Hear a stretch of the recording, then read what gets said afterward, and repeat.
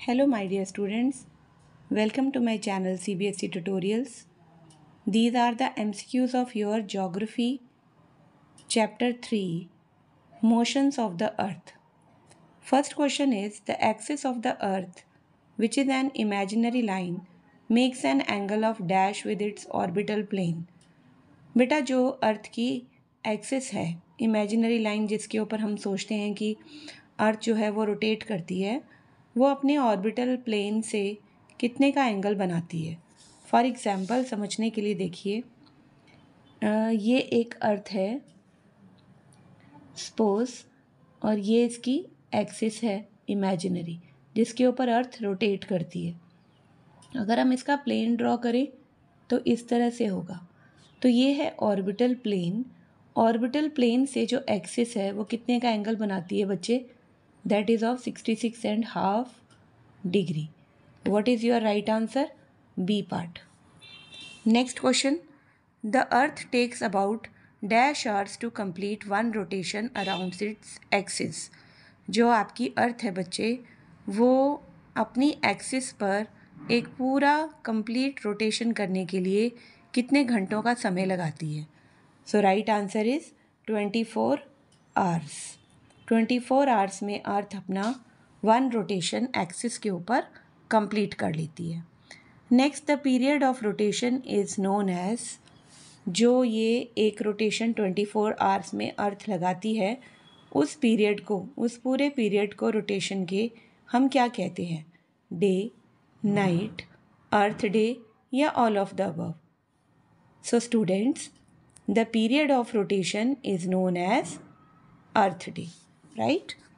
Next one, who had stated that the Earth is round and rotates on its own axis? ऐसा किसने बोला था कि जो अर्थ है वो राउंड शेप की है और अपनी एक्सिस के ऊपर रोटेट करती है? तो बेटा ऐसे बोलने वाला थे astronomer Aryabhata. Astronomer Aryabhata stated that the earth is round in shape and it rotates on its own axis, right? Question number 5, the earth moves around the sun is known as। तो बेटा अर्थ जो सन के चारों तरफ घूमती है उसको हम क्या कहते हैं? रेवोल्यूशन कहते हैं, मूवमेंट, रोटेशन या none of these?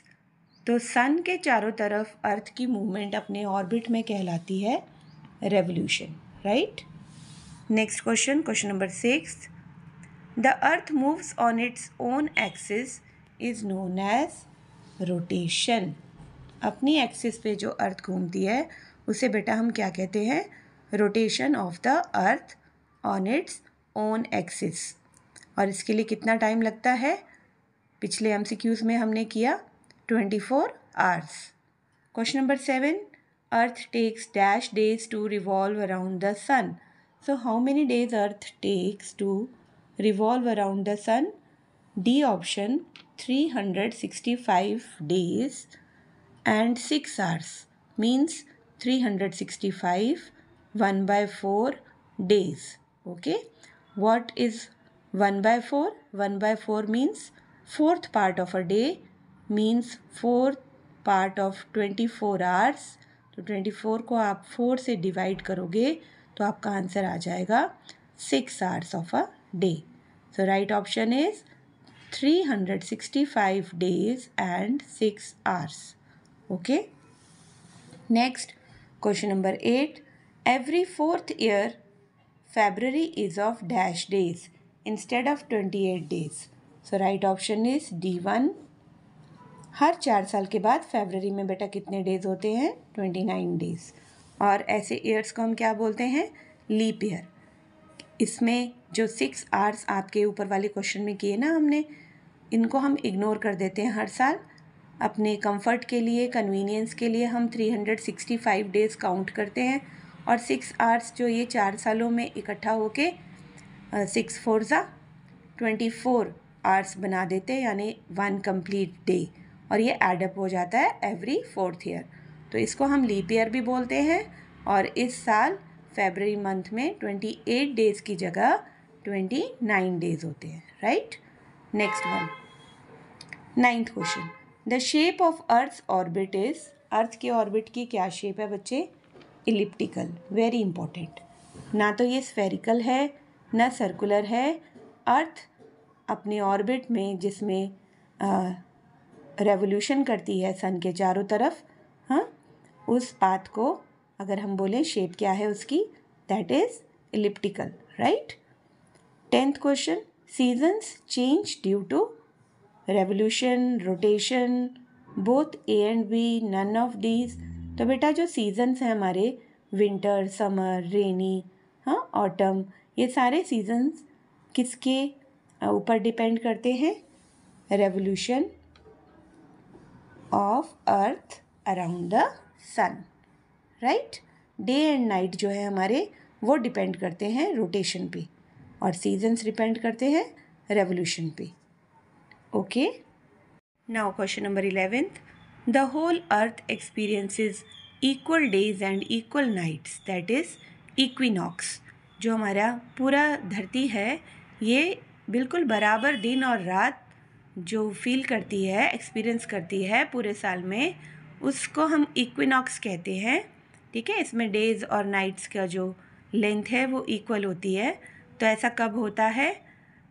21 March, September 23rd. Okay, A part is the right answer. Next one, question number 12th. Direct rays of the sun fall on the equator on, जो सन की direct rays हैं वो equator पे कब पड़ती हैं बच्चे? तो डायरेक्ट पड़ती है 21 मार्च को। Christmas is celebrated in summer in Japan, India और Australia. Right one is Australia. Christmas हमारा जो है कि समर्स में सेलिब्रेट किया जाता है, कहाँ पे? ऑस्ट्रेलिया में। Question number 14, the sun rays fall vertically on the tropic of cancer on 21 June.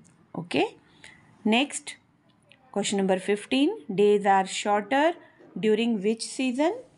During winter season, and days are longer during summer season.